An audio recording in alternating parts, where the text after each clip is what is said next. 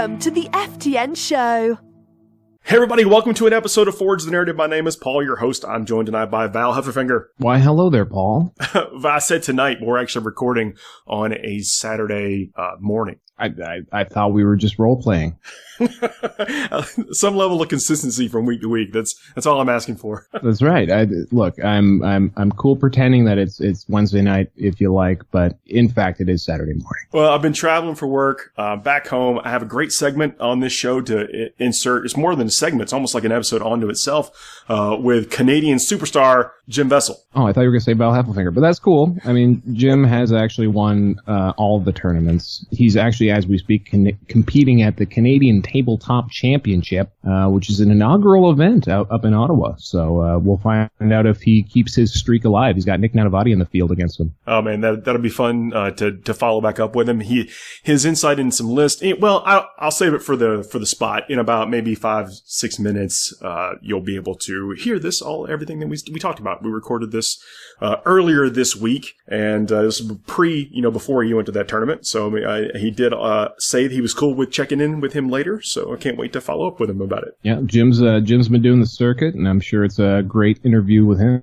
So we are the Bell of Lost Souls podcast, and today I want to talk a little bit about the FAQs. I mean, it was late coming, but it was still in April. I think it was supposed to be the March FAQ, but they put a lot of stuff in there. It was just in GW's defense. They did say it was going to come in April, and they did deliver in April. Now we got our hands full, Paul. Yeah, well, just a point on that is that we build up that anticipation, and of course they're more inclined to want to try to get it right, because you don't want to have to go back, especially when you're introducing some changes like the things like fly again. Mm-hmm. This is the stuff that we have to live with, and there's a lot of expectations that lead up to that. So it could have come on May 1st at noon. It wouldn't have hurt my feelings. I mean, as long as it's good, and this is good. I'm also curious to know if they maybe also timed the release to come out with the Index Ynnari rules. They do seem to be timed at the same sort of interval so that it all hits at the same moment. That might have had something to do with why they went to the back end of April like they did. But it's also a massive FAQ. It touches just about every faction in the game, as far as I know. It was one of their most thorough efforts to date. Really impressed with it. A lot of people are calling this the common sense FAQ. I don't know. Depends on how sensible you are. Well, I think. What do you mean by that? Well, this is a heavily FAQ'd and errated. We use, the gamer term for FAQ. It's not it's more of a errata based. That's kind of what we focus on the most, is that we've got a lot of documentations, a lot of erratas, which is actually, it's great because it makes it a little bit easier to run tournaments now, because some of the very plain questions are right there answered in black and white, or magenta and white, as the case may be. Some of them got missed. A lot of the, for example, Obliterators was not in magenta. They are 115 points, everybody. Big surprise. Yeah, but see, okay, this actually came up at a tournament that I was at recently. It's like that got so skewed because the data slate said one thing, the back of the book said something else for the match play, but there was kind of a week or two where we were in a lot of confusion around that, but thankfully it's all settled now. I don't know if you looked at any of the channels that some of the playtesting team communicates to us with, it was pretty clear that they were 115 points. I agree. I was surprised NATO didn't just nut up on that one. Well, okay, you kind of have to play things. There's a lot of risk in making your own interpretation of things, especially when you have people that are traveling to your event. But I agree with you. I think that it was.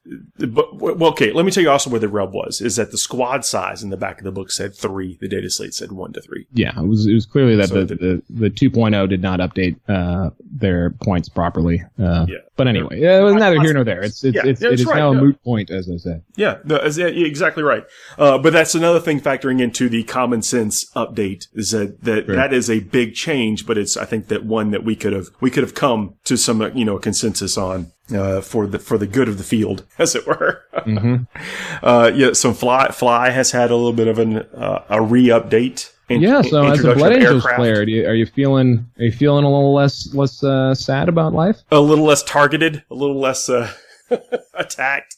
Well, okay, there's two things here. So there's the introduction of the aircraft word. And that's big because if you look at the entry, I believe it says something along the lines, well, here, let me just bring it up. Okay. So it goes on, say if a unit has fly, has a minimum move, then you give it the aircraft keyword. And so when a model makes any kind of move, it can be moved within 1 inch of an enemy aircraft. It can be moved across such models and their bases as if they were not there, but it cannot end the move on top of another model or its base, and it cannot end the move within 1 inch of any enemy units. If, when a unit is selected to move in the movement phase, the only enemy units that are within 1 inch of it are aircraft, then it can still make a move, i.e. it does not have to fall back in order to move. Very nice. Immediately, my thought is, well, you can still do a pretty good job move blocking with flyers, because that's really what they're addressing here, is just the idea that, flyers have been coming in large sizes and in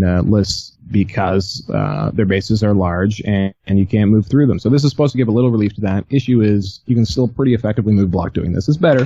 We can't argue with that. It's better. And I was actually kind of excited because I really hung on to the whenever a model makes any kind of move, it can be moved within 1 inch of an enemy aircraft.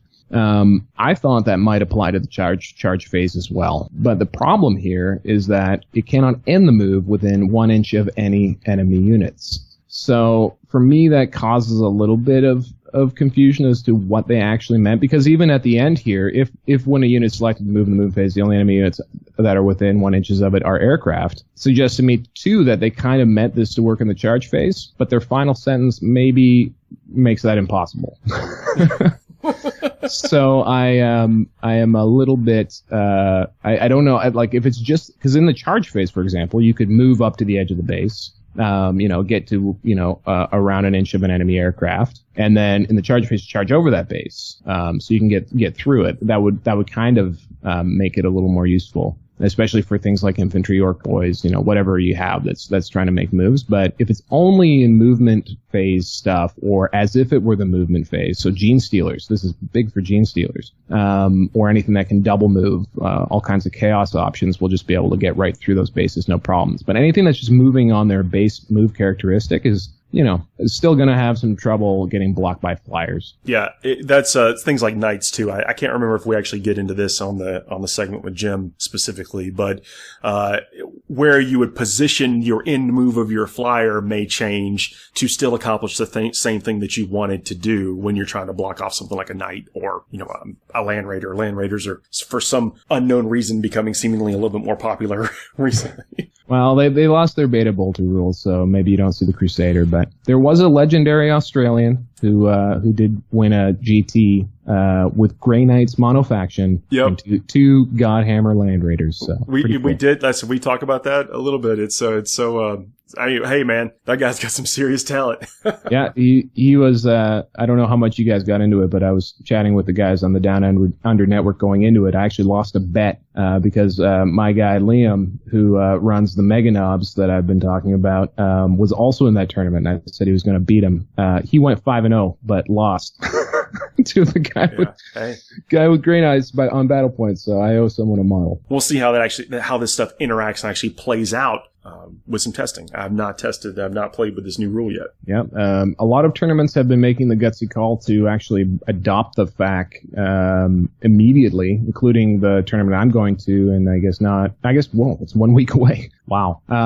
So it dropped, I guess we had about 2 weeks warning, so we're resubmitting all of our lists on Monday, and then we're off to the races. So I too will be playtesting this in the heat of battle. I don't think I'll get a practice game before then. Well, I think that there's no reason not to adopt this stuff as soon as it hits. The only time that I probably may not do that is if I've asked for lists to be submitted, and then this changes. I don't know. It's hard, but I think you should try to do it as soon as possible. This is a massive meta shifter, especially if you're playing any of the sort of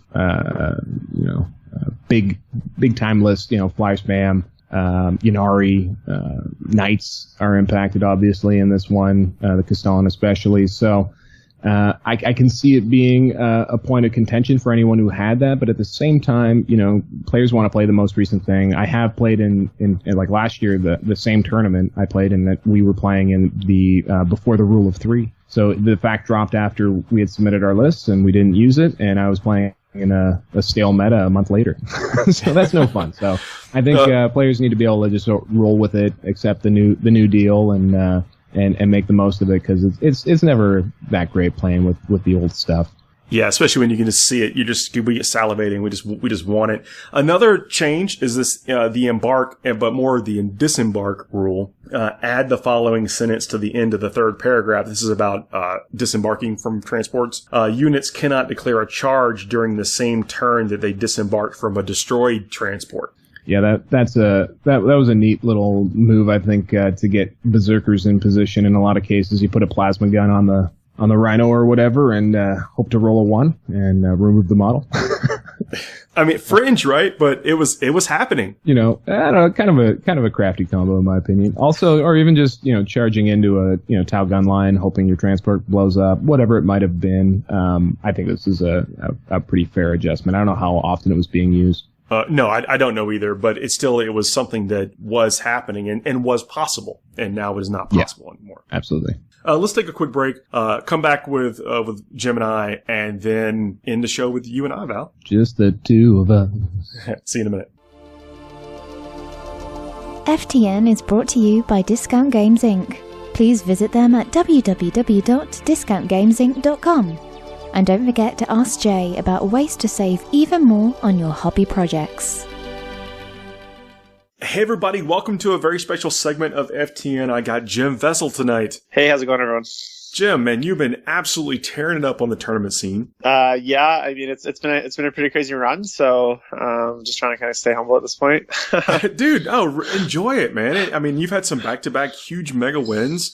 Obviously playing very well, and I wanted to get you on to talk about it. Thanks, man. Like, I'm excited. As I said, I always happy to talk 40k. You've been playing Chaos Space Marines, Thousand Suns, and Demons. What's your list looking like right now?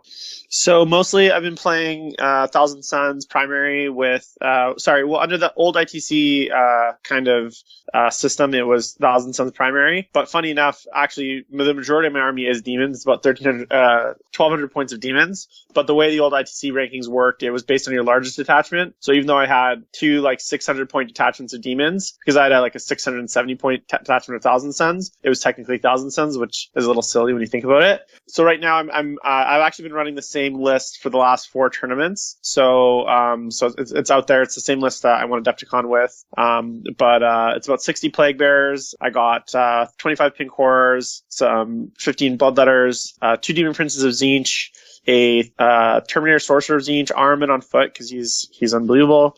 I got a Hellforge Contemptor with Conversion Beamers, and then a unit of Nurglings, a Corn Prince with the Demon Axe, who's kind of my can opener. And that's the one that lets you reroll against Titanic and stuff. Yeah, he's got the nasty Relic Axe, and then I just got 2 of the Nurgle support characters, so the Bile Piper and a Poxbringer. So that's basically it. That's most of the list. Well, you said Airman on foot because he's a beast, and I do think Airman's awesome, but why not the disc? What do you like about that configuration? So the reason I like on foot, it's for a number of reasons. The first being that obviously with ITC ruins, him being able to kind of move up and down through ruin walls, especially charging through ruin walls and going inside enclosed ruins. So thinking about some of the types of tables that I might face in a typical ITC tournament, being able to move through walls is actually really important. The second reason is actually a direct response to things like the Castellan, which is that when he's on foot, you can actually put him in the webway. So generally, if I'm playing a Castellan list, I will spend the 1 command point to deep strike him, and that'll kind of keep him safe for at least a turn from those shield breaker missiles. He's probably he's a prime target for shield breaker missiles. And then in tandem with that is if I do drop him down to deep strike, as long as he's in cover, he's still actually going to get a 6+ save against the shield breaker missile, and that's actually come into effect more often than you think. So he's made a few clutch 6+ saves against Castellan missiles, and to the chagrin of my opponents. So I really like that about him. He can also be the target of the Veterans of the Long War when he's on foot, which is again not a huge impact because I'm not using it all the time. But if you get him in combat with his staff, it's a strength 6, flat 3 damage. If you throw Veterans on him, he actually becomes a pretty big beat stick because he got 4 attacks as well. So he can actually do a little bit of damage, and I find that just those little tiny subtle things for me is not really worth the cost of having him on the disc and the downsides. Oh, I mean, that makes a whole lot of sense. Yeah, the other thing too, I mean, with the new assassin, I want to call it the assassin meta because I don't necessarily feel like it's taken over yet, but him being cavalry definitely takes another look, I think. And then obviously with Excellness, which I'm sure we'll talk about later, I think those Shieldbreaker missiles are going to be a little bit more rare. So definitely putting him on a disc might be something that I'll start looking at again. I mean, he doesn't lose any of his psychic potential. I mean, you're losing some movement, but you're getting it seems like a lot more utility out of the foot. Yeah, the thing is, like, he oftentimes he's going to be hiding in my Plague Bearer groups anyways. There's very few times where I need him out on his own. And so, really, he just needs to move as fast as the slowest Plague Bearer. And the Plague Bearers are moving 5 plus D6. So I generally advance Armin every turn, and that gets him around within my Plague Bearer screens pretty quickly. Any faster than that, and he's, you're putting him outside of those screens, and then he starts to become, he can get killed real easily. So generally, he's moving with my Plague Bearers anyways. So the extra speed, obviously, there's some times where I really want that extra move, and in those specific situations, I can definitely, maybe rely on a warp time or something to get him where he needs to be. Yeah, understood. What else is in the Thousand Suns list? I mean, I was actually talking to someone just a couple days ago, and I was like, look, I think all your sorcerers need to be on discs, or they should just be Demon Princes. Is that good advice, bad advice? What do you have? Well, yeah, so it's the 2 Demon Princes of Tzeentch, Armin on foot, and actually a Terminator Sorcerer, who I actually think is a great model. So some people ask me, well, why do you take the Terminator Sorcerer? Why do you take a jump pack? Or why didn't you take on foot? You save 20 points. So just a few factors again. So he gets a free deep strike. So against that Castellan sniper meta, him being able to, basically hide for a turn or two, has been really helpful. It means I can bring him in, in other parts of the board where I need him rather than having him march up the board. Especially on those long deployments, I find being able to deep strike a sorcerer, he's a bit more of my support character anyways. He's the 4th caster. So he doesn't necessarily have a ton of super important spells to begin with, which means bringing him in on a later turn is not the end of the world. With the beta bolter rules, he has an Inferno Combi Bolter, which puts out 4 Strength 4 AP2 attacks. And that doesn't sound like a lot, but over the course of a game, it actually can be pretty, it can do a lot of work over the course of the game, especially, again, if you give him Veterans of the Long War. He's wounding a lot of things on 3s. He can shred a unit of guardsmen pretty quick. I find that the Familiar also gives him +1 to cast. Do you actually spin that on him? Sorry to jump in, but do you find that realistic to where you spin the veterans on him? I mean, is that come up for you? It's not something that I do every game, but I've had games. I had a really close game in Adepticon where I really needed to kill. Like, he had, I think, 2 Orc Boys left, right? And I needed to kill those 2 Orc Boys. This is the only thing I had left to shoot because otherwise he was going to green tide the unit. So that was a situation where having that veterans made the difference between me killing and not killing that unit, which prevented the green tide. So those extra 4 shots moving on 3s instead of 4s was the difference, and it was just enough that I was able to prevent his green tide. Which, again, in the over a ton of games, I'm not doing that every game, but it's in very situational moments where it can actually be very important to have that ability to do that. So, sorry to jump in. I just wanted to speak on that while it was right there. The other thing too, and this is less used, but because he's on foot, both him and Armin are actually candidates for Dark Matter Crystal. So normally it's only Thousand Suns infantry that can, or the user of the crystal, but with the infantry keyword, any of my Demon Prince with the crystal can also slingshot up either Armin or my sorcerer, which again doesn't come into play that often because there's very few situations where I'm going to send them off, on their own. But it's definitely something. It's another option that's just available to me, which I find is important. So yeah, that's pretty cool. Thanks for getting so deep on that. I just want to ask some questions because these are models you don't necessarily see often.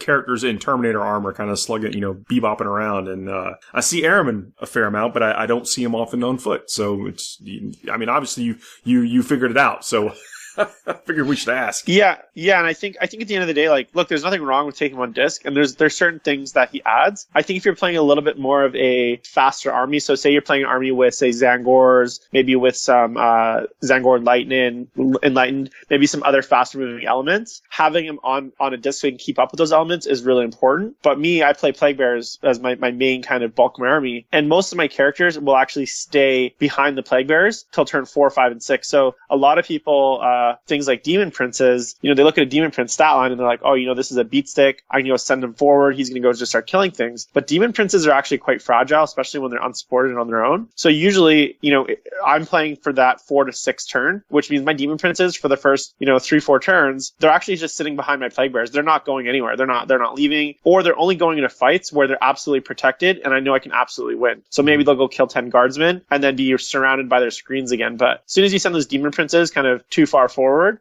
they get killed. And so for me, being able to have Armin on foot, the disc speed of Armin doesn't really come into play because he's not going anywhere anyways. He's going to stay with the main kind of and slowly kind of march up the board with the rest of my army. You're not tempted either. You're like, oh, yeah, should I just jump out there?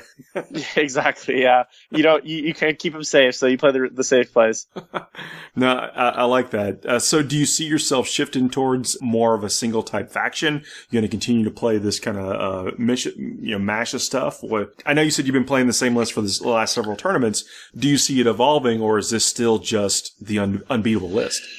Well, so this list has gone through a lot of iterations. So the version I'm playing, I've been playing this kind of style list probably since the start of like the summer last year. Originally I was playing more pure Thousand Suns, and I kind of slowly, I had my first taste of demonic power when I threw in a unit of horrors, and I kind of slowly started to kind of go darker and darker and kind of got more pulled towards demons in my list because I had kind of the taste of the demons, and I slowly started to incorporate more. I'm currently probably not going to make a ton of changes to this list specifically, but I am currently working on like a totally different list centered around some of the new Chaos Space Marine stuff, which is pretty excited. And I'm kind of excited to play that because this list is, it's a really strong list, and I really enjoy playing. It's very tactical, but it's also incredibly unforgiving. And it's very taxing. Like there's about 120 models, movement, psychic shooting. You're playing all the phases. You can't make a lot of mistakes. It's not very forgiving if your positioning isn't great,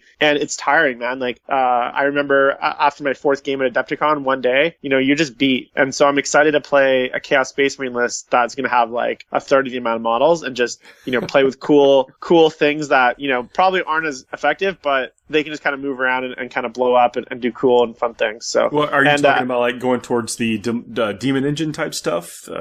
Yeah, I have. So right now I'm currently painting some Red Corsairs, but I have 3 Lord Discordants on my painting desk staring at me, and I got 3 Defilers as well. So I want to do kind of like a full on monster mash kind of demon list. I'm going all in with that. So I'm excited to kind of get that painted and on the table. Well, Defilers, I mean, that's kind of an out there choice, or seemingly. What are we missing? Yeah, I mean, look, I can be totally wrong. Like, everybody, you're not the first person to tell me that I've got it all wrong and that's not the way to go. If you actually look at their stat line and their points cost, they've gotten so cheap with Chapter Approved. I think you get a Defiler with the Scourge, which is, and the Reaper autocannon for 142 points. So for 142 points, which isn't a lot, you get a Toughness 7 model with 14 wounds. It's got a Battle Cannon, an autocannon. It's got 9 attacks in combat, which are ranging anywhere from strength 12 to strength 16 that do anywhere between flat 3 to d6 damage. So it does a lot of damage. It moves, I believe, 8 inches, but then it can go up to 10 inches with the demon attachment. It heals a wound every turn, right? So it's got a lot of really strong rules. And the thing that always hurt it was BS weapon skill 4 and 5+ invulnerable. But with the new chaos stuff, I have 3 Lord Discordants that are going to kind of escort the Defilers up. So they're all BS weapon skill 3. And also I can give them all 4+ invuln with my Master Possession, who's kind of going to be floating in the back there. So between those, I feel like the survivability of those models, it just shoots up drastically, and their offensive output, they're firing 4+ BS battle cannons even when they move, right? So it's like you're still getting, you kind of get a little bit of everything. And I feel like with the buffing, I think there's a list there. I haven't actually played it. I've just had a lot of Theory Hammer. Mm-hmm. So I could be totally wrong, and this could be an $800 mistake, but we'll see. Well, it's not a lot of points in this. If you were, okay, let me back it up and say that if you were just to describe those stats with those points and you didn't know it was a Defiler, you might actually be a little bit more interested in them. Like maybe just the Defilers have a bad rap. I think they do, and I think I mean, and to be totally transparent, they used to be my favorite unit. Like, I remember playing the original Dawn of War computer game, and they're always my favorite unit. So I have a bit of a soft spot for them from back in those days. And so I think maybe that could be clouding my judgment a little bit. But I feel like, I mean, there's only one way to find out. Plus, the thing is, they're so cheap. Like, 3 of them, I think, is around 450 points. So I still have, another 1,500 points of army. And the 3 discordants and the 3 defilers, I think it comes out to around 800 points.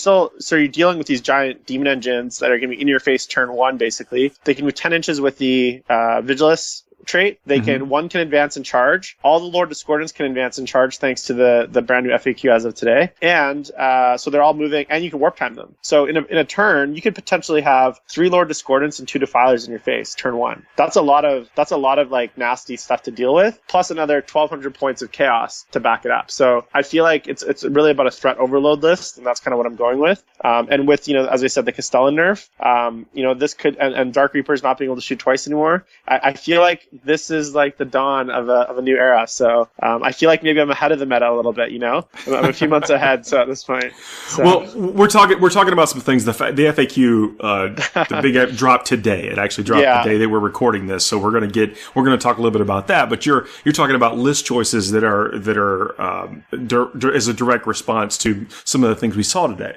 Yeah, for sure. And I have no insider knowledge. I'm not cool enough yet to kind of have any cool playtester friends or anything like that. But obviously I hear the same rumors everyone else hears, and I think everyone kind of saw the writing on the wall for the Castellan for the last little while. I know there's a lot of talk about Ynnari finally getting their day in court, and the judge has spoken and they've been found guilty. You know what I mean? So I don't know if that's something you want to go over a bit more of the specifics at any point, but I feel like still rumors right now. Yeah, so technically there's still rumors, but we'll know by the end of the week. So for sure. Well, we're talking about the Lord Discordant. Now he was a bit of a beatstick before. I mean, he has a lot of attacks. And he can put out a ton of damage. Mm-hmm. So, but now the Legion trait's going to apply to characters. Yeah, which I think is awesome. And honestly, it didn't make sense before that they didn't get it. And so I think they just got better. I mean, now it's actually worth looking at Alpha Legion again.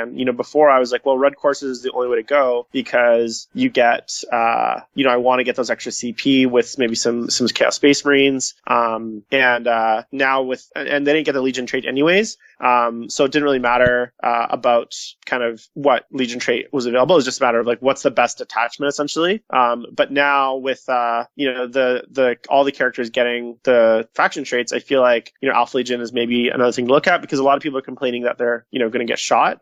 So having that natural -1 on turn 1, I think could be really helpful as well. Oh, they will be shot. They are amazing looking models. They're big, and so they're easy decision choices for your opponent. Although surprisingly, and I think maybe the Games Workshop did a bad job of this, but they're actually quite small. Like once built, they're actually quite small. They're closer to the size of, I'd say, I don't even know how to describe it, like a piranha, like a Tau piranha. Okay. They're on like the same base size as like I don't even know. It's like a 70 by like 100 mil base. They're quite small, and I was actually surprised. I thought they'd be a lot larger. I thought they'd be closer to the size of say like a Mauler Fiend, or maybe even like closer to the size of like a Defiler or the Venom Crawler, and they're little cuties. They're quite compact.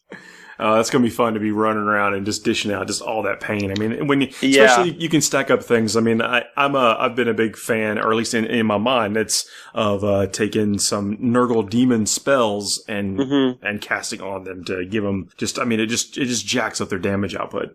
Yeah, and I think there's definitely some good synergies there, especially with the demon book. I think with there's a few actual lists I saw this weekend running like possessed bombs with multiple heralds, multiple demon characters just to kind of try to stack. I think you got to be really careful though, because the heralds themselves don't actually do a lot. And so it's really easy to kind of go kind of off the deep end with all these heralds casting all these spells to buff 1 or 2 units. Next thing you know, you spent 300 or 400 points just on these kind of heralds, which are generally 4 wounds with a 5+ invuln, and all they're just kind of glorified buffers, and sometimes it is better to end up just with more troops rather than and more models than 1 supermodel. You know what I mean? But the fun part is definitely there because there's some pretty nasty stacking and synergies you can get going here. That's a very good point of over investing and maybe just trying to stick more win. It's not really it's only helping you in theory in very niche situations, but you've already invested those points and otherwise just kind of wasting them. Yeah, and there's just so many points of failure, right?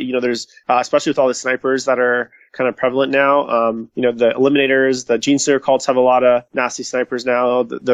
Every Imperium list is going to have that 85 points set aside for, an assassin. So I really feel that, if you go too crazy on these kind of tiny characters and maybe you perils or maybe you fail to cast a spell, all of a sudden, you have all these characters that are just ended up either dead or kind of not really contributing. And also not to forget the Lord Discordants move, I believe 10 inches a turn. So they're going to leave those, and you want them in combat, so they're going to leave those heralds in the dust pretty quick, unless you maybe mount them on mounts, and then you're investing more points. So it adds up pretty quickly. I think you just got to be really careful not to go too crazy. It's great points, and a lot of my initial thoughts were around a Castellan-based meta. Do you believe that the Castellan is going to evaporate? Do you think what do you think is going to happen, even in your local play group or at these national tournaments? So I think you'll still see the Castellan. It's a gorgeous model. It's really cool. Like everyone loves giant robots. That's why Knights have always been so popular. I think as far as like best competitive choices, one of the things that I think really defines some of the better lists, the lists that are really winning tournaments, is that nothing ever feels like it's inefficient. Nothing ever feels like it's a wasted. It's the points could be better spent elsewhere. And I think with the Castellan, what you're going to see is that some of the cheaper knights, so like the Crusaders, maybe some of the other ones with the Avenger Gatling Cannon, I think you're going to start to see where the efficiency of those cheaper knights starts to overtake the efficiency of the Castellan. And with the lack of, rotate ion shields going a little bit, I think you might see Castellans in kind of the gatekeeper lists. But I have a feeling that they're still going to be present. They're still going to be in the meta, but they're not going to be, as dominant of a kind of factor as they have been. And I think a lot of people are still going to take them because they're cool, but maybe in the kind of top, 5-10% of lists that are really just at the bleeding edge of,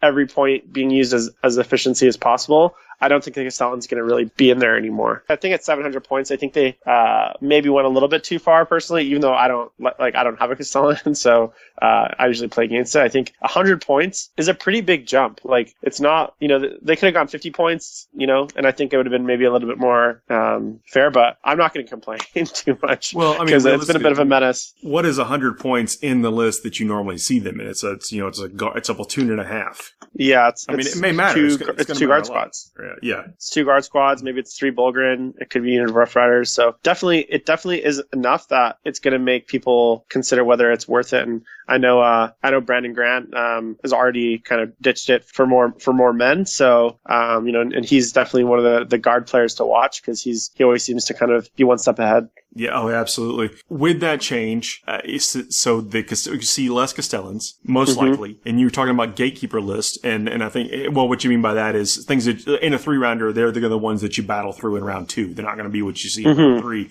kind of like the terrors of the middle tables. Yep. Yeah, there's definitely lists out there that I like players come in all skills, and I think there's certain lists that you aren't necessarily good enough to win. Say, they could probably win a 3-round tournament, but when you get into the 5-round, 6-round GTs majors, these lists they just don't have the staying power to win at the very top tables. And so you have these lists that are going to go 4-1 or 5-1, and so if you want to get into those top tables, or if you want to maybe place in the top 5 or 6, you got to be able to beat them. You got to be able to beat these lists, but they're the gatekeepers, so that they're kind of as it says, if you want to get into the kind of winner's circle, you got to get to these lists. And I definitely feel like that's kind of maybe where the Castellans are, which is you still have to be able to deal with them, because if you can't deal with a Castellan, it still can do so much damage to you. It can still put out a lot of hurt, and the offensive output hasn't changed. So if you couldn't deal with a Castellan before, is 100 points going to make it all of a sudden so you can't deal with it? I don't necessarily think so, because because they didn't actually change its damage output. So I think, you should still have some tools to deal with Castellan, especially because Knights are still going to be very prevalent. I don't think Knights are going anywhere in general. Well, you mentioned they're amazing models, and they are, because I mean they're format warping when they originally debuted. What is it, into 5th or something? Because they were just so cool. Organizers and whatever they had the fits to how do they include Knights, but the cries of the people were so loud that you had to deal with it. Now they become models that are part of the whole 40k scheme. They were kind of an outlier at the time, but still they haven't changed the fact that they're big stomping robots and people are going to love to play them. So you have to account for them. Yeah, and I remember. So I didn't actually play 7th edition, but I do remember I did follow 40k at the time. I was kind of just starting to get back into it, so I was doing a lot of painting, but no real gaming. I was kind of waiting my my time until 8th edition dropped because I knew it was on the way. And I remember seeing polls on Frontline Gaming asking what kind of nerfs they should do to things like Wraith Knights and Knights, and what kind of how many people were allowed to bring in the tournament list. And that was really unprecedented, and it's something that if you never played 7th edition and you just started playing 8th, the whole idea that like certain models or certain units would be outright banned or limited in the tournament format, it seems totally alien to you. But I came from a Warhammer Fantasy background, and we used to have composition, so you used to get scored on what you brought, and there's even certain tournaments that you had to build your list with very severe restrictions on casting and certain models and stuff. So that whole idea, and I'm really glad now that that's gone, because back then there was a lot of shaming when you brought certain things. Like people would, there's a lot of gripes, and everyone would call you, a cheesy player and stuff like that. And I didn't really ever take it to the worst abuses, but it always felt bad that you couldn't just play what you wanted, and that you had to kind of conform to this kind of preset notion of what were things that people should be playing with and what were things people shouldn't be playing with, because it made you feel bad. And I'm kind of glad that era is gone, to be honest. Yeah, same here. Yeah. So but speaking of changing eras, like Chaos is seeing a bit of an uptick here. And, you say you've always been a heretic. How does that feel to see this stuff coming back around again and being like on the surface being a contender? Yeah. So I started playing Warhammer, I want to say in maybe 2001. And my first army for 40k in 3rd edition was Chaos Space Marines. And so I've always been, in Warhammer Fantasy, which was the game that I mostly played until the old world got a little bit of explosions happening.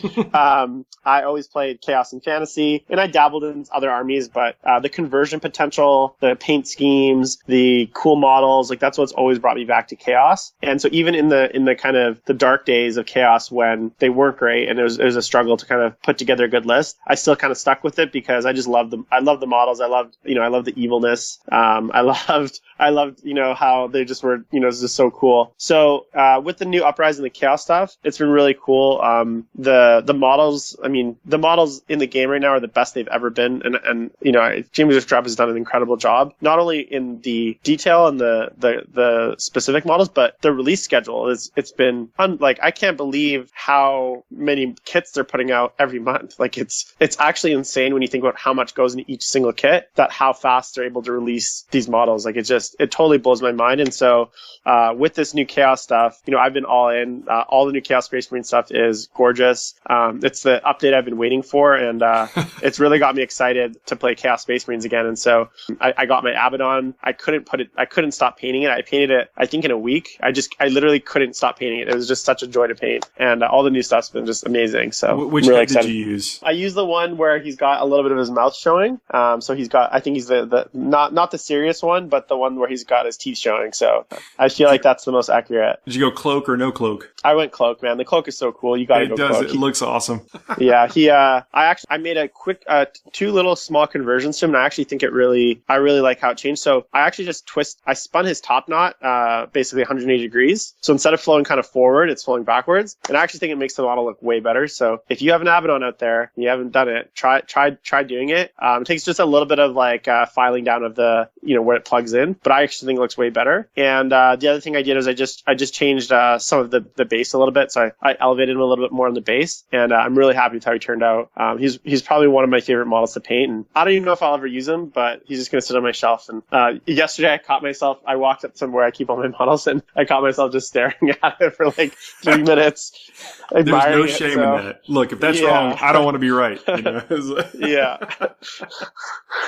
That's fine. But that was going to be my next question. If you thought about how you put them in a list, because I think Black Legion is very powerful, and there are some things that you can do just kind of are inherently good. Like it's of course it's going to be good because they just have strong rules. But I haven't seen a super winning Black Legion list yet.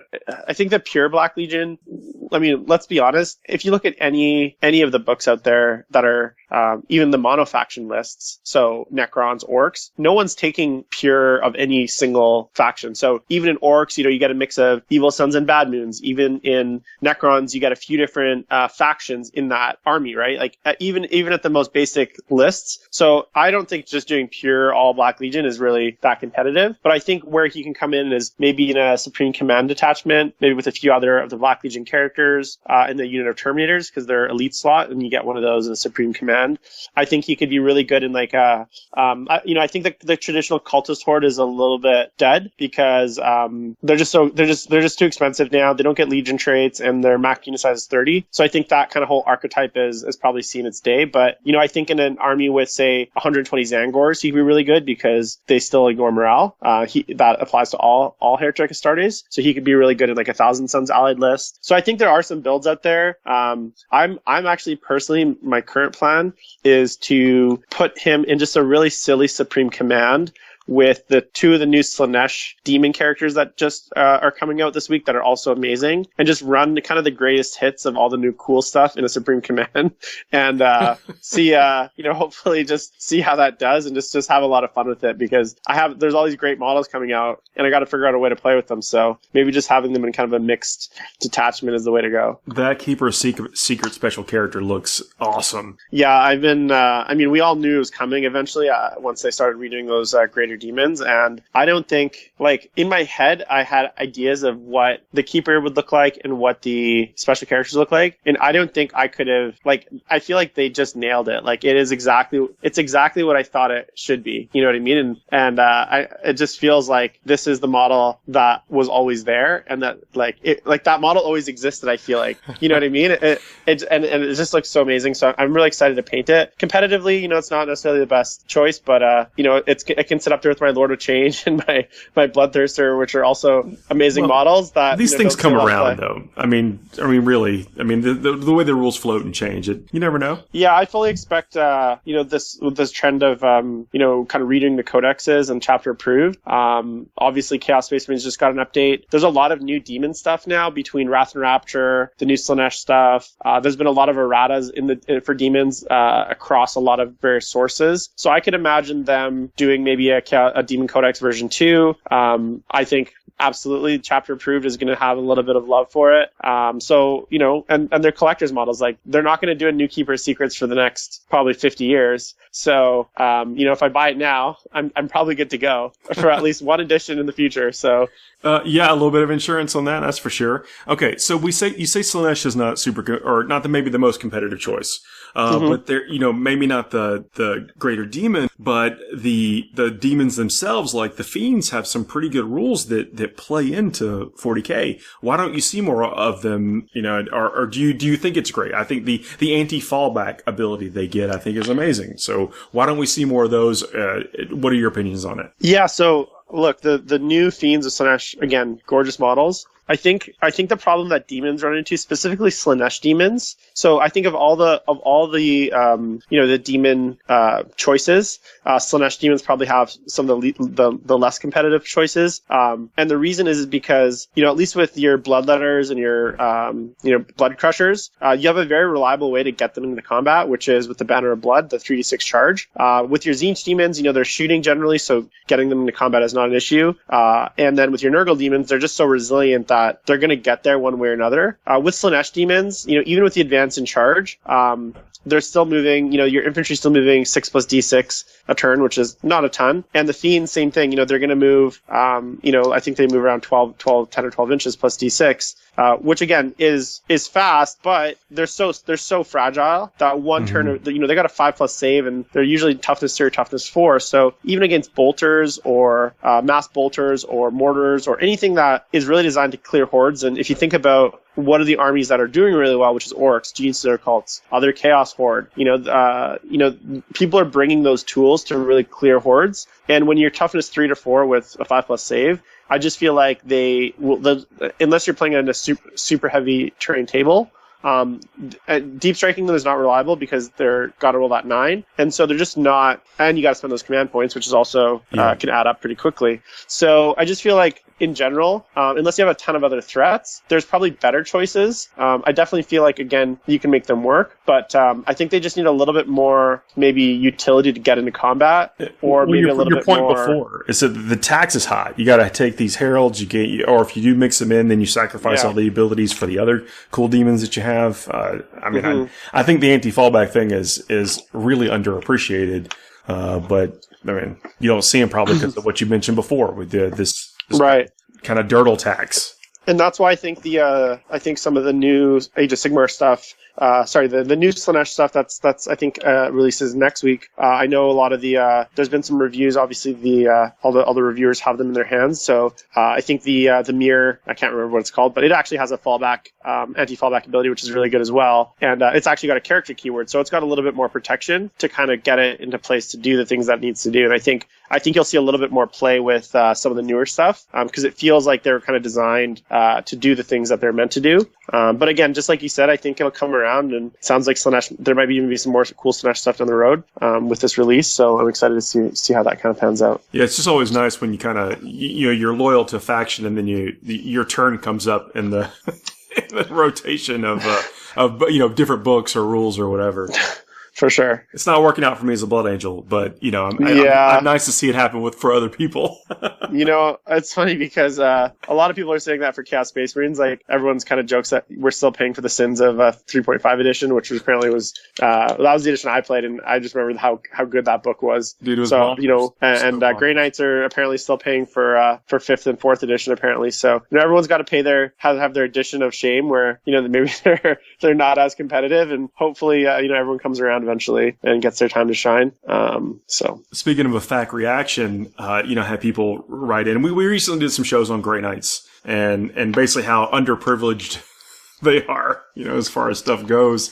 And then they kind of rise and fall on some of the rules that go for Marines. And, the FAQ is not kind to the Grey Knights. It didn't specifically hurt them, but it certainly didn't really help them, other than the invulnerable save max. But that was probably an intent thing to begin with. But, with the bolter, the beta bolter rules being removed from vehicles. I definitely feel like with Grey Knights, they're going to, they're going to come out. Obviously, I got to give a shout out to Eric. I can't actually remember his last name. He's one of the members of the ETC team for Team Australia. He actually just won a GT in Australia with pure Grey Knights, if you can believe it. So I think I heard about this list.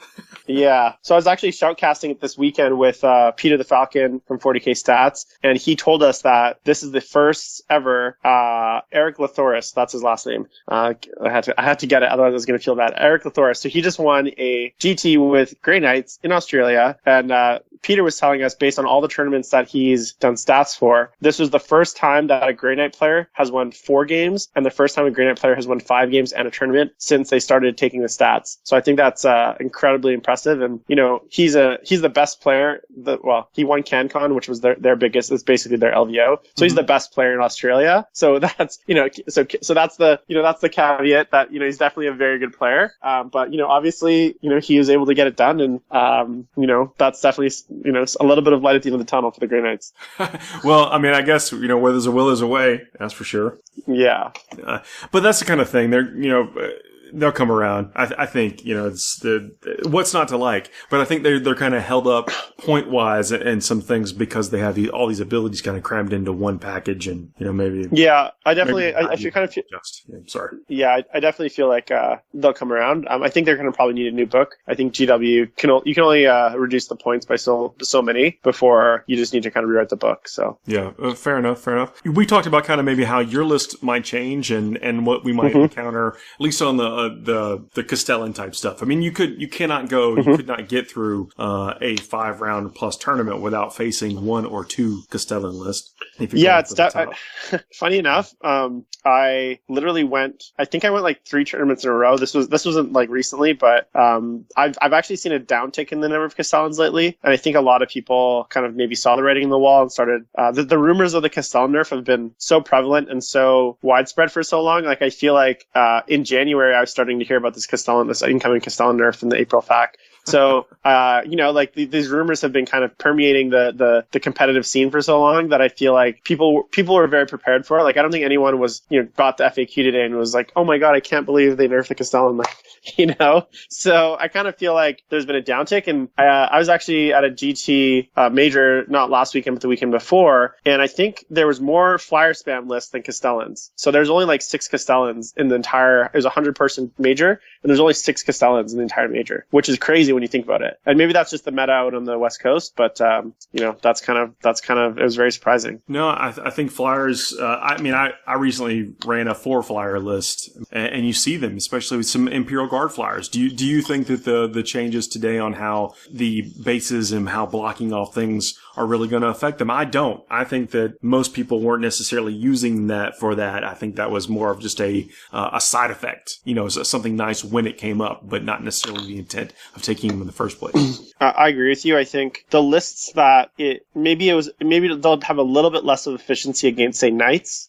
Because Knights might now be able to kind of move past them with one model pretty easily. But you're still talking, if I start my flyer 4 inches away from your Knight, and you got to get past my flyer, right? You got to move 4 inches plus the base of the flyer, plus the back of your base has to be an inch away from the flyer. So we're talking a potential 12 to 15 inch move just to get to the other side and be through the flyer, which means a smart flyer player now, instead of stopping an inch or maybe 2 inches in front of you, he's going to stop maybe 5 inches in front of you, and he's going to measure those models in a way so that even if you can move through the base, you can't clear the base. So you can't actually make that move. And then against orcs, things like orcs or with a large amount of models, it's going to be really challenging to get, say, 30 orcs through to the other side of, say, 2 Razor Wings, because the unit just has such a big footprint. The first maybe 4 or 5 models in the unit will be able to get through, but those last stragglers that are maybe strung back all the way to your war boss, or maybe 5 or 6 inches deep, you're going to need a 13 or 14 inch move just to get that last model past that base. So I actually don't think that changes are going to have as big of an impact as people think. I think you're still going to see those lists. I think certain armies that are already quite fast will, maybe Gene Stealers, they can kind of move,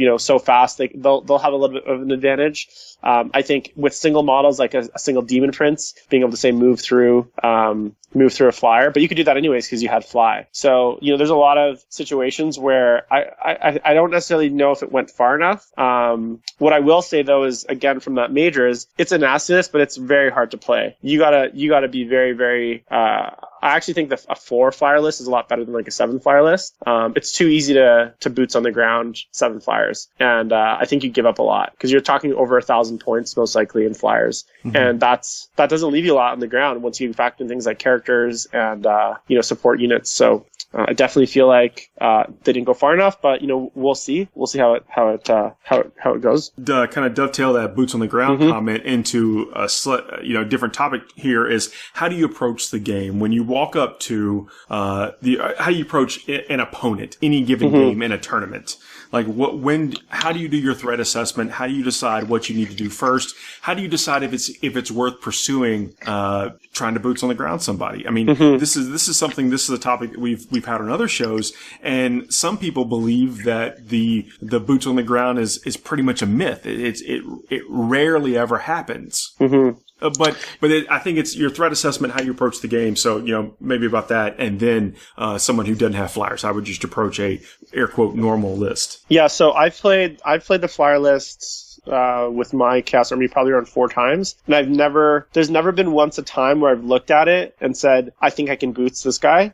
Generally, if you're playing on a medium level of terrain, unless you have a lot of no line of sight shooting and a lot of it, or an incredibly fast army to go and grab those, those kind of hitting characters and the hitting units, those players that are playing that flyer list are it's not just like trying to kill a unit. The units that they have on the ground, they're going to purposely hide and put into positions that are going to be very hard to kill. So they're not just going to give you those units, which means in order to go after them, that might mean overextending. That might mean trying to put yourself in a position that you most normally wouldn't do. All the while you have these, 7 flyers flying around just devastating your army. And over 3 or 4 turns, if you're not working to reduce the effectiveness of those flyers, then your army is going to start to go. So for me, if you have that opportunity to do it, and it's you think, you look at it, you're like, I can do this quickly, then yeah, definitely, anytime there's a win condition kind of presented to you that you think you can, do, you should absolutely go for it. But I think a lot of players kind of get in their head, that it's going to be easy and maybe overcommit to that plan. So for me, it's really about making that assessment, and terrain will have a lot to do with it. Deployment, if you're playing on Hammer and Anvil and you have to get across to the table to get to his, Black Guardians in the corner, man, you're not going to get to them. Whatever you send over there is going to get obliterated by flyers in the 4 turns it takes them to march up the board. So you just got to be really careful. And then as far as like how do you approach a game against the flyer list, I think just like with every game, you got to figure out, well, what is it going to take to win this game? So, is it endgame objectives? Is it progressive objectives? Those are really important. What are the things that are going to kill your army quickest? So in those flyer lists, a lot of people, the Dark Eldar, the Razor Wings, generally I actually find against me, those are the bigger threat than, say, a Crimson Hunter who's shooting, bright lances at me and is killing a Plague Bearer turn, right? So that whereas the Razor Wings, the Disintegrators, those are the things that I really need to deal with first. Or if they have scatter bikes, those have made a bit of a resurgence. So trying to make sure you deal with the things that are actually going to kill you quickest first. And then, when there are opportunities to, say, take out a Crimson Hunter, go for it, because anytime you can take out a flyer is great. And just really make sure you finish them off, because even bracketed, those flyers can still be very annoying and they can still do a lot of damage throughout the course of the game. Especially the X-Arc. I mean, they've got so many built-in rules that get around being down a tier or whatever. For sure. Yeah, agreed. So I guess threat assessment, what do you say you look for things that do damage to you, but I mean, let's say you're walking up and maybe you're not as familiar. What are the questions you might ask your opponent to get familiar? What's your pregame ritual while you're warming up before the first round? Now, is this against any game or just like any game? I mean, just if you have any principles of how you're going in blind. It's round 1 or round 2 or whatever, and you're just trying to get adjusted to what's either the lay of the land or maybe a new codex just came out or whatever. What are some things that you would look for? How would you start that game out with an opponent you don't know? Yeah, so I think this is actually a really important topic, because this is something that I practice I practice this a lot, and I think a lot of people maybe, I can get very intense when I play, I get very focused. And the reason I do that is because I play every game and every opponent, especially in, say, a competitive environment. Obviously, if, we're just kind of playing more of a friendly game or maybe having a few drinks, it's a little bit different. But especially if I'm going, maybe there's someone that I don't know, treat every opponent like they're, a Nick Nanavati or a Sean Naden. Don't take any opponent for granted, because, there's a lot of players out there that don't play the ITC. Maybe they're not going to be ranked players. They're not going on podcasts. You're not going to know them, but they could be excellent players. And I think you should never underestimate, how good your opponents are. So even guys that maybe you've never heard of, that first 3 turns, 4 turns, play them like you're playing that top table game. Like, this guy's, he's got all the tools to beat you. And I think just never underestimating your opponent is something that I really make sure that I never do. And never, especially, lately I've been winning all these games and people come up to me and they're like, oh, like, you're going to beat this guy. Like, you got this game, no problem. And I'm always like, you know what? Like, I don't know that. Like, this guy could be the next, a budding Brendan Grant that's going to come in and just kind of blow everyone away. So, I think that's really important. When it comes to things like the list, I ask as many questions as you feel comfortable, because you never want to be gotcha'd. And, if it's a good opponent that is they're not going to, they're going to make sure to answer those questions honestly. So ask things like, hey, if you're worried about turn 1 charges, ask them if there's anything that they have in their army that allows them to charge you turn 1. And make sure, and it's unfortunate that I have to say this, but it's kind of like making wishes to a genie. make sure that how you ask the questions are really, you carefully ask the questions, because some unsavory opponents will use the wording of your question against you and say, well, you asked X, but you didn't ask this other thing that is very similar to X, but it's you also... asked if I had any stratagems that did this, but it's Right. not. It's actually a trait on the data slate. Exactly. So, I mean, it sucks that I have to say that, but ultimately, your opponent, we have a social contract and we want to be able to win the game the right way. But at the end of the day, it's not your opponent's job to tell them your strategy, or you tell your opponent, hey, I'm going to do this and this is how I'm going to win the game. Mm-hmm. So they're not going to tell you that. They're going to tell you as much as they think is necessary, but not anymore. And so really understanding, okay, how do I ask these questions in a way that I don't get gotcha'd and I don't get in the position where, hey, I thought you said this, and they're like, well, no, actually I said that. And it's like, well, they're the same thing. And for you, it might be the same thing, but for them, it could be different. And then, my piece of advice that I give to everyone is you just got to play. It's, I know in this age of the internet, we love to go on, the forums and Facebook and, spend a lot of time there talking about, what's good and what's bad, and kind of waxing day and night about, how our armies are terrible or how armies are amazing. But the thing that will get you become a better player is playing the game and playing against those lists and losing against those lists, because that's when you learn the most. And I think, I always say you either win or you learn. Those are kind of the only two outcomes of a game. Oh, so, good point. Yeah. Yeah, I like that. That's some really good advice, and I appreciate you sharing it. For sure. And gotta play in those games. Well, getting comfortable with your models, getting comfortable moving models, getting comfortable with how to kind of suss that information out from your opponent. That's all real good tournament. That's like tournament fundamentals.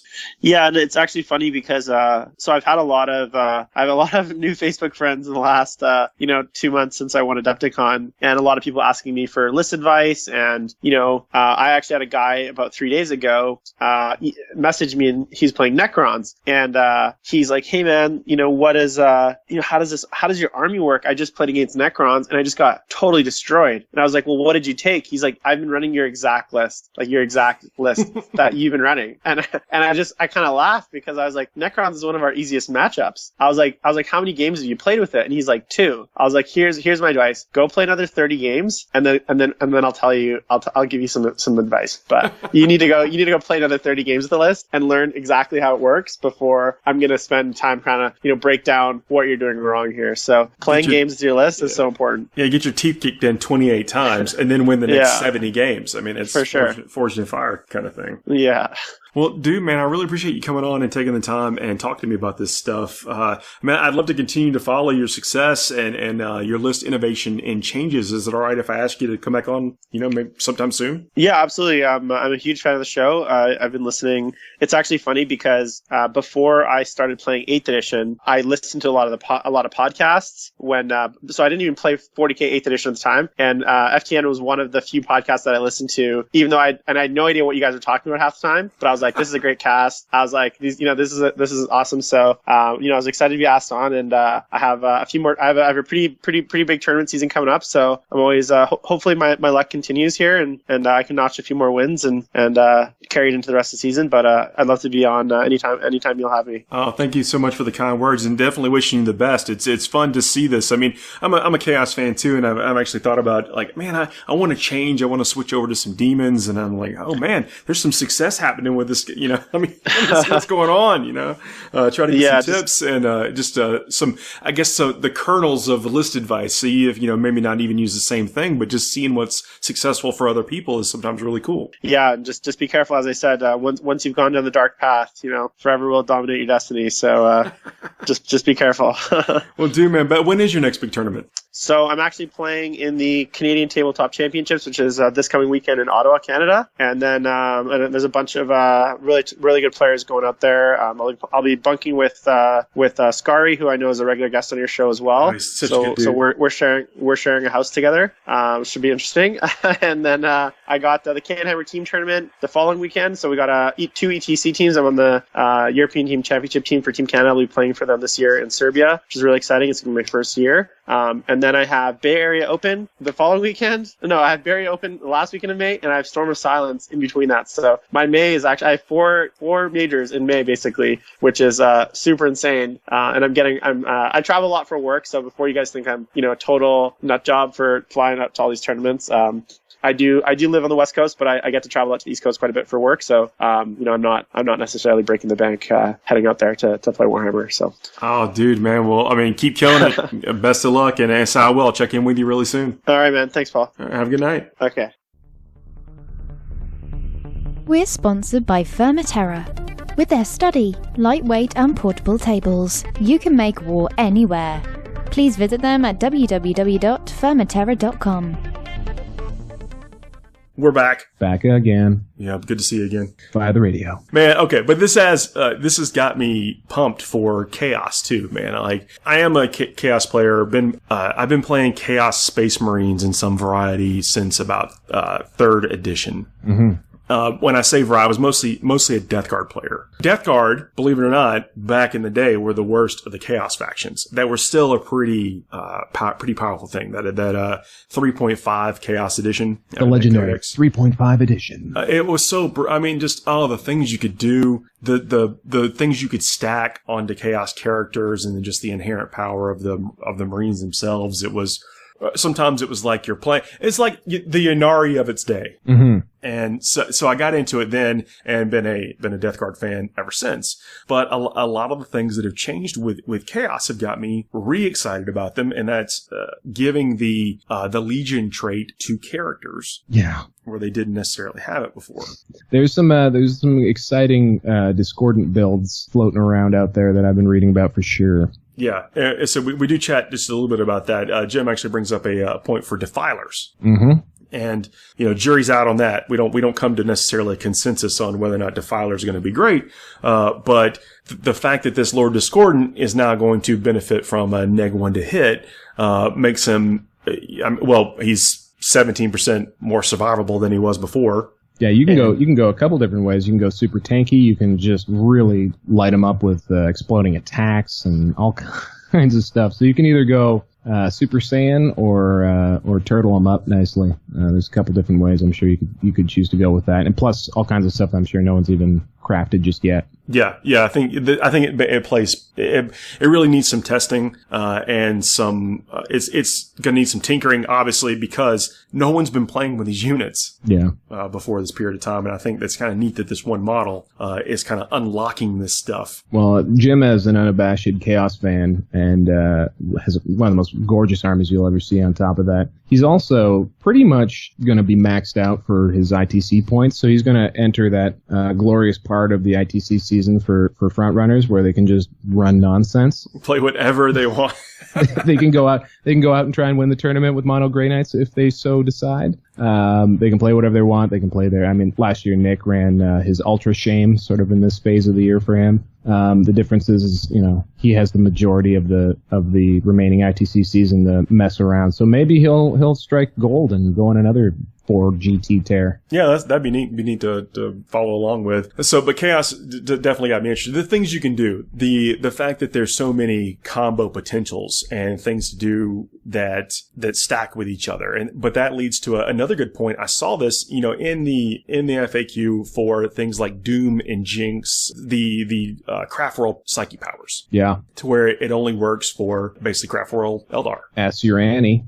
Yeah, that's interesting. I think the fact that psychic powers work on the sort of faction keyword rather than the sort of the codex keyword. So Eldari is what it used to work on, all those psychic powers. Now it's just Asuryani, which is just Craft World's Eldar, for those particular powers. I think that's kind of like a legacy of the original design intent of 8th edition, where you had, mixed faction detachments. Whereas now that you can't really do that, and now you can have, mixed faction armies, comprised of single detachments. It maybe makes more sense to go back and have a look, because I'm sure what you're alluding to is the fact that Chaos did not get the same treatment. Imperium also, in some cases. Is that fair?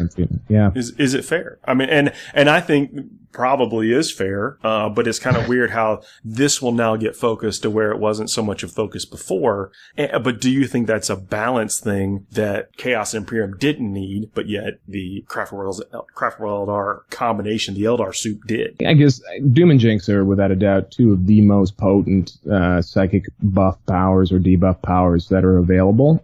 That being said, Chaos also has access to some pretty Death Hex. I mean, this Death Hex, or even the double move one. I always forget about it. Warp Time. Warp Time. Thank you. That has to be Heretic Astartes, so it still wouldn't work on demons or whatever, but it would be still a wide brush. But I mean, Thousand Suns. Death Guard. It does. Yeah. Maybe in future they come back and look at it. I think they do require a pretty good sample of tilting before they're actually going in and changing things, which is nice. So we'll see. I mean, Chaos is resurgent. There's a lot of cool options available for Chaos again. All of a sudden, they continue to come. I'm not sure how competitive a lot of the new Slaanesh stuff's going to be, but it sure is beautiful. And that's not even counting, the potential for other Heretic Astartes chapters or legions to get their own, dedicated rules like the Death Guard and Thousand Suns do. So, I mean, there's probably lots in the pipe for Chaos that we don't even know about right now. Yeah, that's true. I guess, more to the point is that limitation, because you're actually going to see limitations and difference in what an army pays for their stuff, like even if in a command point or a point level, based on what the inherent internal balance to that particular codex and then how it fits in the grand scheme of things. I think sort of in the multi-faction world, you kind of do want to add those types of restrictions so that there's already an inherent benefit to be able to take allied factions in other detachments to fill holes of particular books or builds. When you have further synergy of being able to, cross over with, I mean, if you look at what made Ynnari so powerful, is they also benefited from all the stratagems, depending on what their Craft World keyword was. That doesn't exist anymore. So you had sort of a doubling down of not only can you fill the holes by taking this other faction, but you can also continue to buff them from another faction. And I think that's sort of what makes multi-faction armies a little distasteful to some people, a little overpowered, because that it becomes a no-brainer when you look for those synergies. So there may be a bigger question of maybe monofaction Dark Eldar is a wiser move because you can't get the benefits from the Craft Worlds aside from the unit selections that you take from Craft Worlds. So I think it'll help. It's another thing that I think that helps make the case for monofaction builds a bit stronger. And I think maybe from a game design perspective, if it's popular, maybe you'll see them go back and rein in those sort of, big keyword powers, things that affect Imperium, things that affect Chaos, things that affect, I guess those would be the deals. That's it, Val. That's it. Yeah, we can stop there.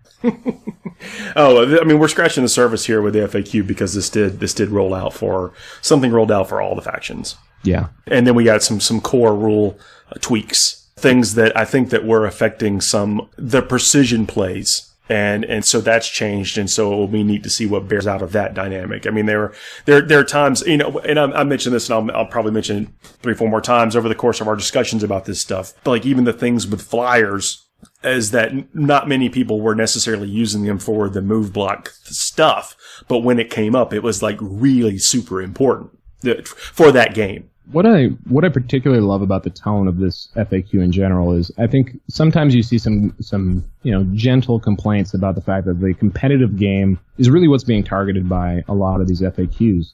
But I think, and tournament players, active people who go out to RTTs, GTs, majors, whatever, probably are, by definition, a small component of the community. But I think the fact that lists are so accessible now, and that, those players are the trendsetters for, I think, the majority of 40k players at this point. So I think the FAQs actually going in and targeting the high-level plays, the things that are broken in the margins that, can be, used to full effects, or some might say abused. I think if you use the FAQs to target that high-level play, it cascades down, because now you're going to change what the popular list builds are, what the successful tournament builds are, and that's going to change what the guy who, just plays in his shop or even in his garage thinks is good. Because right. They're always looking to those trendsetters and the people who are doing the best. Well, people, even casual players want a tight game. They want a predictable experience from the game, and that's what the matched play rules give you. Yeah, and I think what I'm trying to say is that although you may not play in a tournament, you probably are playing either with or against tournament lists. They are very influential, even in so-called casual circles.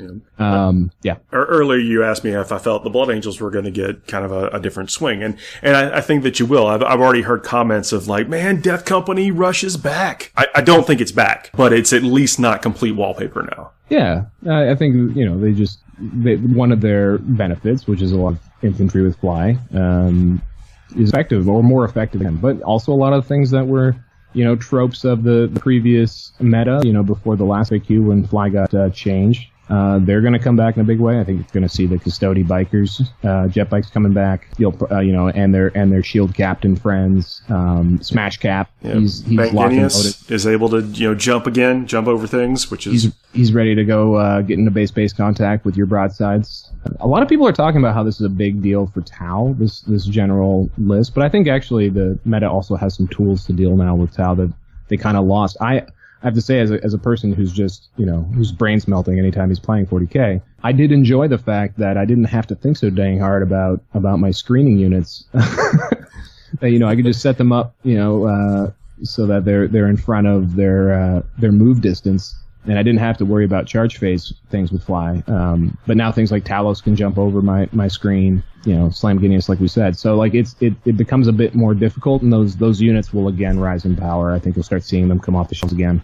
Dude, man, I hope so, because while I enjoy like taking what I would consider kind of tweaked out harder tournament list, I also enjoy like to playing with things that I enjoy with the most from the lore. So if I can sprinkle in a little bit of Blood Angels into something that I feel like I can win the tournament with, then so much the better. I think that's been reintroduced. Heck yeah. And I mean, one of the big things, like a lot of people are saying, why did they go after the Castellan? You can play around other solutions to it. And that's correct. I mean, I don't think that's unfair. But the difference, I think the point is that the Castellan forces certain choices. So you eliminate a lot of potential builds because they're unable to handle Castellans. So now I think you'll see, and again, there's always an optimal choice in any meta. So we're going to see what the new big builds are. Hopefully the difference is there's diversity in those lists, but obviously, there's going to be best choices, and it'll take some time to see what those dominant choices are. All right, man. Well, thanks for coming and talking to me. This our off segment recording. Yeah, Saturday morning. Yeah, real civilized. So making the time, I appreciate it. I know more's coming from you. I don't know if you want to talk about that yet, but we'll just keep that under the hat, and definitely happy to chat about it maybe in the future. Awesome, man. Well, have a good rest of your morning. All right, thanks a lot, Paul. You too.